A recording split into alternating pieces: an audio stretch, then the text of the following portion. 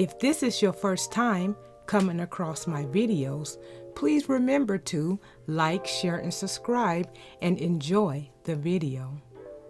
You can't think of the 90s without thinking of 702. This group was only around for a short stint. They was a part of the 90s girl group era. It was many different girl groups, but 702 was in my top 3. Their biggest competition was Destiny's Child.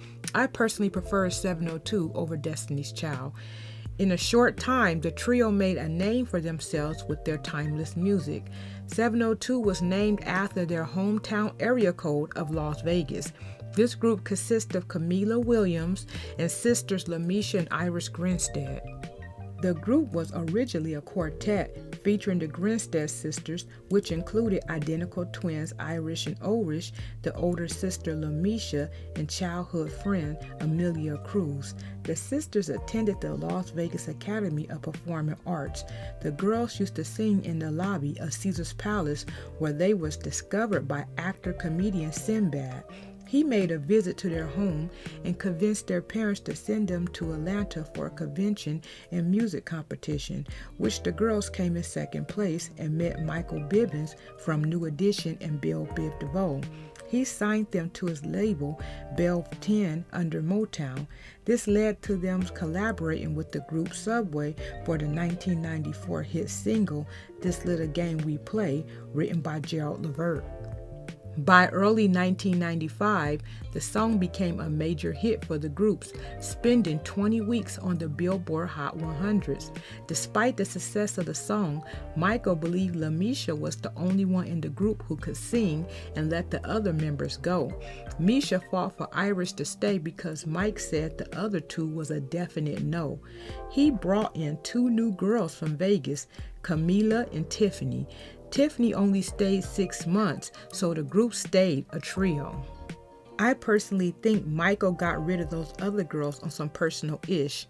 All of a sudden, they can't sing, but all 4 of them auditioned for him. He liked and signed them, put them on a top 10 song where you can hear all the girl vocals, and Amelia was a classical trained singer. I believe Mike already knew Mila family because she was already in the industry doing TV and commercials. What a coincidence. Mila lived in Las Vegas and was the perfect age for this group. He saw 702 was blowing up. He already knew Mila from the industry, and knowing him, he probably wanted it just to be Mila, but he needed some way to get her some exposure, and 702 was the perfect opportunity. The reason why the other girls was let go, because they was up and coming and nobody knew who they were. The girls went to the studio to work on their debut album, No Doubt, which dropped in 1996. The album still go hard until this day. Missy Elliott co-wrote and produced 4 songs on the album, the biggest hit being Stilo. Stilo is another word for style. The album peaked at number 82 on the Hot 200s, and by November 1997, it was certified gold. The song Get It Together helped push the sales to 500,000. In 1998, the girls teamed back up with Missy for a song off her debut studio album called Beat Me 911. On June 15, 1999, they released their second album, self-titled 702. They came right out the gate with the smash hit, Where My Girls At, another song written and produced by Missy. This is their biggest hit until this day. They released 2 more singles off the album, but the songs failed to reach the success of Where My Girls At. After the release of the album, the girls decided to take a break. It was a lot of drama going on behind the scenes. Mila basically said it was because of jealousy and Misha going off on her and her mom. Of course, Misha's going to feel some type of way.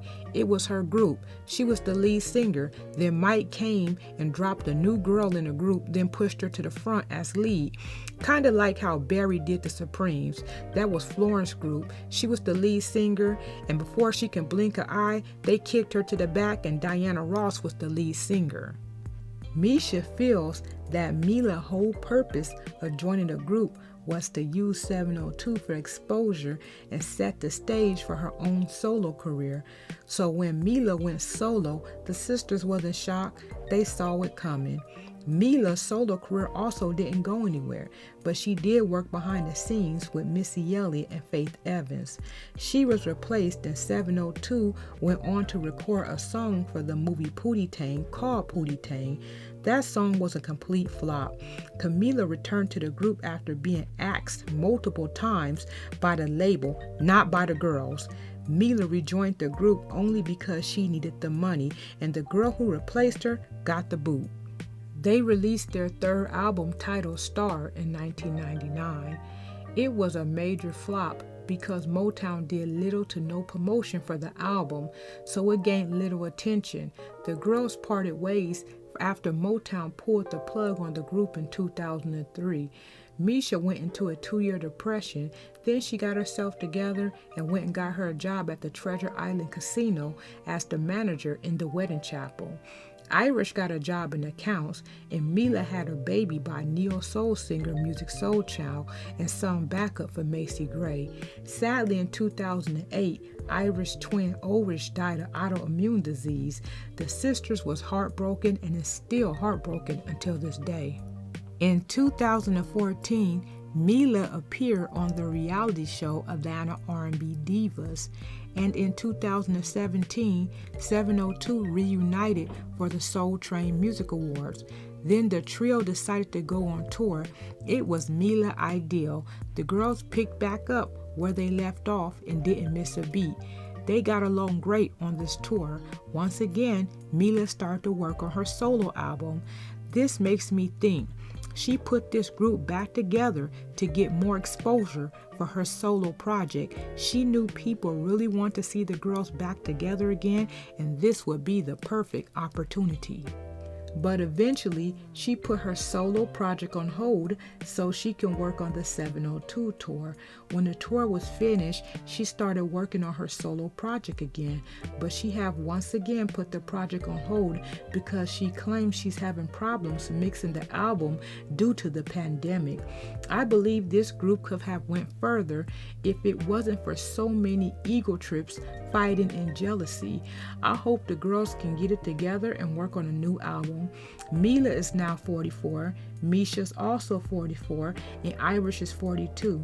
I'm wishing the girls the best of luck and hope I hear something from them in the future. Thank you for taking the time out your day to watch my videos, and jump in the comments and let me know how you feel about this group, and remember to like, share, and subscribe.